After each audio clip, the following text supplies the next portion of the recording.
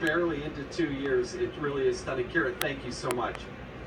All right, the left doesn't want to just censor conservatives. Now they want to completely deprogram them. Here's Democrat Congressman Jamie Raskin. I'm really concerned about what it does to people to feed themselves on lies. And I do think they're acting much more like members of a religious cult. I have literally been consulting deprogrammers to try to figure out how to talk to them and how to pull them away. And basically the deprogrammers say you have to be as warm and affectionate and as personable as you can be with them and make them remember what life was like before they got into the cult. All right, joining me now is Sean Duffy, former Wisconsin congressman, Fox News contributor, and somebody I served with in the United States Congress. And Sean, you and I both know Jamie Raskin, served with him, and this wasn't just some flippant answer. I think he was very serious about wanting to deprogram, religious guys like you.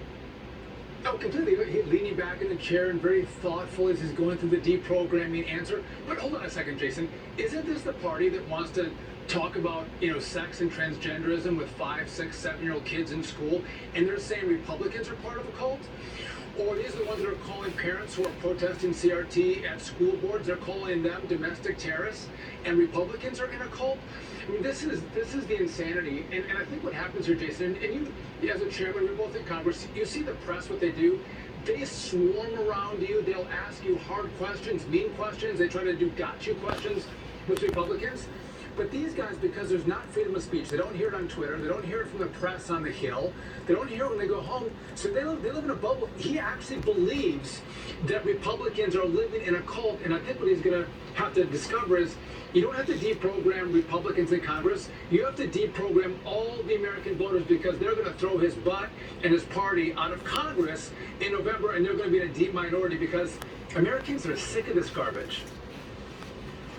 Yeah, but there's a religious undertone here. There's a religious prejudice that if somehow you believe in God or Jesus Christ or that you believe in religion, that somehow you're inferior. It must be a cult because, hey, it's not what we do as enlightened people on the East Coast.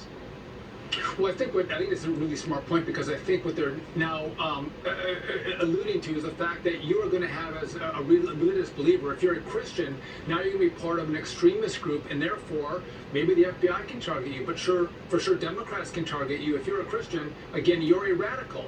And this is the slippery slope where you don't believe in the Constitution, you don't believe in basic freedoms, you start to see them erode, whether it's the First Amendment in speech, the Second Amendment with our guns, and now they're going to go after religion as well. And again, this is a frightening new frontier where Democrats are going with regard to their attacks and assaults on average Americans.